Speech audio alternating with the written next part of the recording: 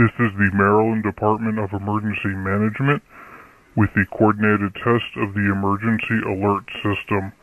Broadcasters are testing equipment used to warn you during an emergency.